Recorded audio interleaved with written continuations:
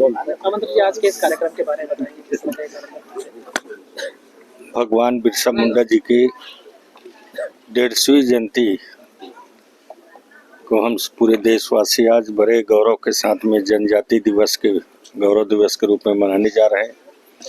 और हमारे देश के माननीय प्रधानमंत्री जी ने 2021 में बिरसा मुंडा जी के भगवान बिरसा मुंडा जी की जयंती को जनजाति गौरव दिवस के रूप में मनाने का निर्णय लिया और उस दिन से उनके जयंती के अवसर पर पूरा जनजाति गौरव दिवस के रूप में हम मनाते हैं।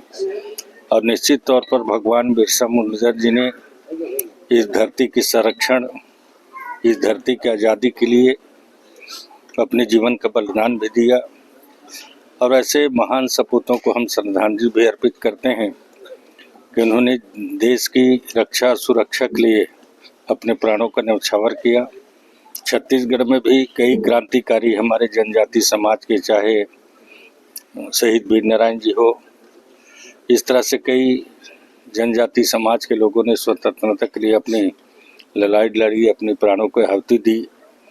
और निश्चित तौर पर जनजाति समाज हमारे जल जंगल जमीन के रखवाले के नाम से जाने जाते हैं और उनको गौरव दिवस के रूप में उनके लिए हमारे देश के माननीय प्रधानमंत्री जी के द्वारा जन मन योजना के माध्यम से कई प्रकार के पिछड़े जनजाति समाज उनके लिए योजनाएं भी संचालित हुई है। उनका विकास हो, मुख्यधारा से जुड़े, इसके लिए लगातार प्रयास हो रहा है। छत्तीसगढ़ में भी माननीय मुख्यमंत्री विष्णुदेव साय जी भी आदिवासी जनजाति समाज से आते हैं। देश के महामहिम राष्ट्रपति महोदय भी जनजाति समुदाय से आते हैं। अब इस तरह से जनजाति समाज को आगे बढ़ाने का पूर्ण रूप से सभी समाज सब वर्ग अब आगे बढ़े, उसी में जनजाति समाज को कैसे आगे बढ़े, मुख्यधारा से जुड़े, इसके लिए सरकार तीव्र से साथ काम कर रहा है।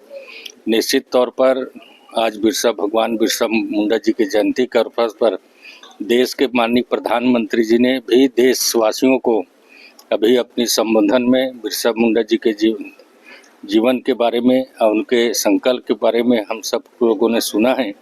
निश्चित तौर पर आज के अवसर पर मैं माननीय देश के प्रधानमंत्री जी को भी धन्यवाद देता हूं, हमारे छत्तीसगढ़ का यशस्वी मुख्यमंत्री माननीय विष्णुदेव साय जी को। और आज बिरसा मुंडा जयंती के अवसर पर पूरे हमारे प्रदेशवासी, देशवासी, कोरबा जिलावासी, जनजाति समुदाय के सभी भाई बहनों को बहुत बहुत बधाई और देशवासियों प्रदेशवासियों को बहुत बहुत बधाई।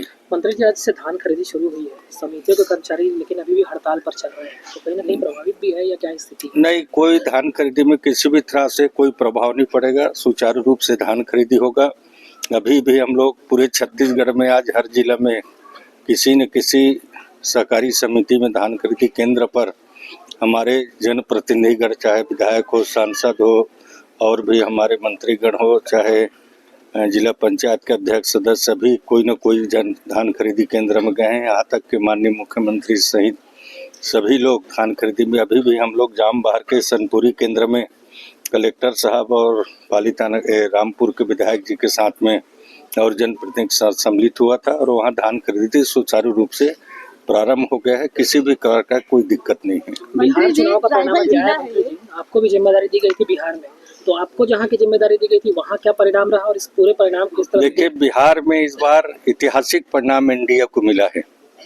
महागठबंधन का एक तरह से मैं कहूँ धुर्रा उठ गया है और एनडीए ने भारी बहुमत के साथ में वहाँ सरकार बन गई है। अब शपथ माननीय मुख्यमंत्री जी मुहूर्त के हिसाब से लेंगे, मंत्रिमंडल के सदस्य लेंगे, जिसमें हमारे देश के माननीय प्रधानमंत्री जी भी बिहार के चुनाव में कई बड़े बड़े सभाओं का आयोजन हुआ। माननीय अमित शाह जी का और भी केंद्रीय मंत्रियों का, भारतीय जनता पार्टी के उच्च स्तर के हमारे संगठन के नेताओं का मार्गदर्शन मिला।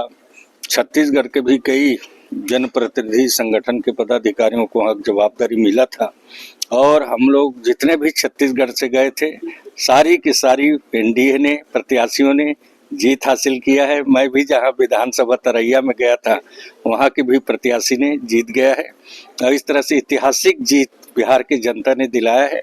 मैं बिहार के सभी मतदाता भाई बहनों का धन्यवाद ज्ञापित करता हूं, उनका आभार व्यक्त करता हूं। बोल रहे हैं कि वो जितने मतदाता वहाँ थे उससे अधिक संख्या में मतदान हुआ है, कहीं ना कहीं गड़बड़ी हुआ ऐसा आरोप। अरे भाई, अब कांग्रेस वाले को कभी ईवीएम का बात बोलते हैं, कभी इलेक्शन निर्वाचन आयोग के ऊपर उंगली उठाते हैं, कभी वोट चोरी होता है बोलते हैं। वो कब क्या बोल रहे हैं उनको वही समझे कांग्रेस के लोग। नहीं, भूपेश का कहना है कि वहाँ जो है माने 7 करोड़ 42 लाख वोटर है टोटल, और वोट पड़ गया है कि 7 करोड़ 45 लाख 26 हजार कुछ वोट। देखिए भूपेश बघेल से ही पूछेगा। आप बिहार में जाके देखिए और गिनती करिए, निर्वाचन आयोग से आंकड़े लीजिए।